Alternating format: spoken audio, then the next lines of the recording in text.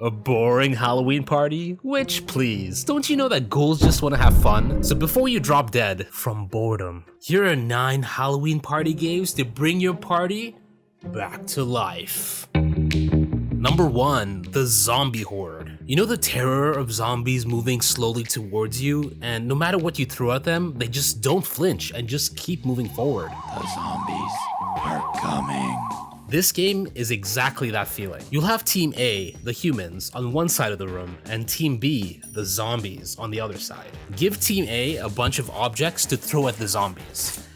Team A wins if all the zombies are eliminated, and a zombie is eliminated if they flinch from an object being thrown at them. And Team B, the zombies, win if they manage to reach the humans. Now the zombies are across the room from the humans, so to reach the humans they gotta take a couple of zombie steps. So each time an object is thrown at them, they can take 1 step. So the more objects the humans throw to defeat the zombies, the closer the zombies get to catch the humans. And once a team wins, you can have Team A and Team B swap roles and then you can play again. Now zombie flinching is a little bit of a gray zone, but I like to think of it as things like ducking or dodging or blocking, but not something like closing your eyes. The zombie flinching guidelines is kind of up to an honor system, but if you need someone to make a judgment call, just use your brains. Number 2, Witch's Brew. Witches, brewing some witchy magic in a cauldron. Classic.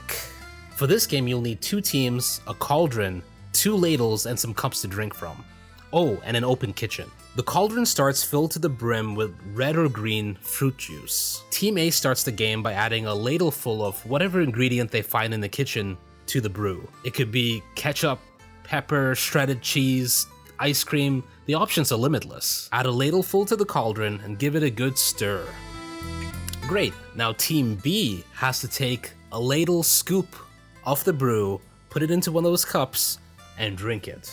If they do, now it's their turn to add an ingredient to the brew, and then Team A has to drink it. If at any point a team refuses to drink and surrenders to the brew, they lose the game. Oh, and if an ingredient seems unsafe to add, like dishwashing soap, you probably shouldn't add it. I'm not gonna make a list of what is safe and what isn't. You should know which is which.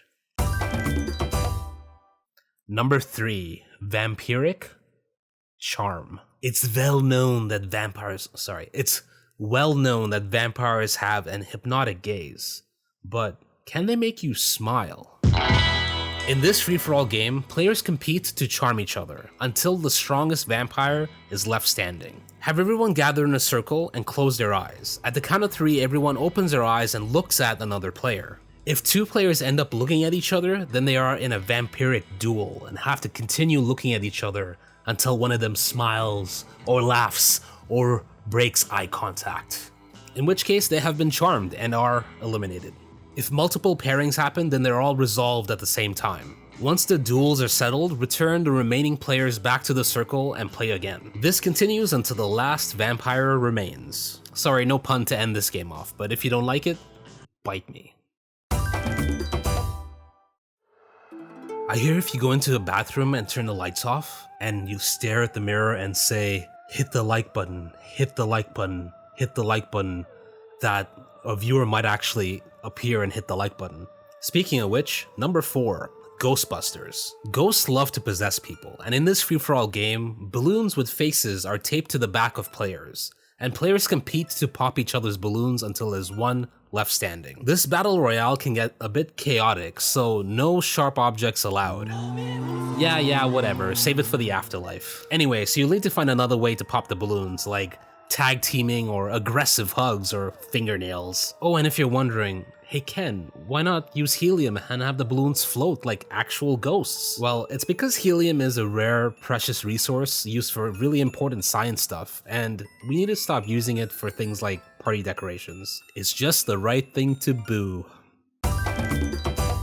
Number 5, Skeleton Sketch. Humans have used bones as decoration for millennia. It's only right that you should too. You need 2 teams and cutouts of all the major bones of the body laid out on a table. Then one member of a team is given a word, and much like Pictionary, has to use the bones to try to illustrate the word on the table. If your team members are able to read the bones, then you get a point. and then it's the next team's turn to arrange the bones. And if you animate the bones to illustrate your word, you get bonus points.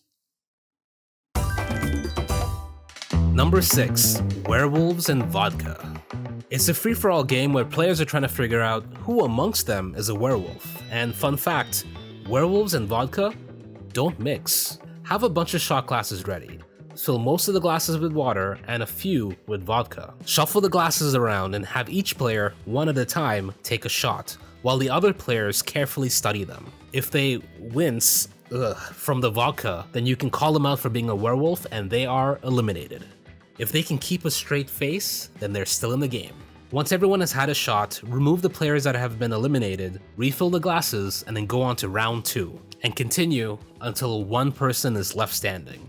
Probably literally left standing, considering. Yeah. This is an easy way to loosen up guests, because they'll be wolfing down a lot of drinks in this game. Number 7, Mummy and Me.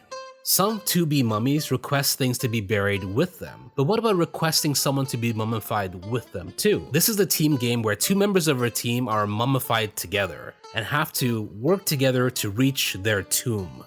Each team picks 2 of their members and wraps them up together with toilet paper. They can be positioned in any way they like, but they have to lock it in before being wrapped up. Once they are wrapped, each team's mummies race to the chairs, aka the tombs, and try to sit down. The first team to sit down wins, but if their wrappings come apart on the way there, then they instantly lose. That was a quick explanation. I would say I wrapped that up pretty quickly.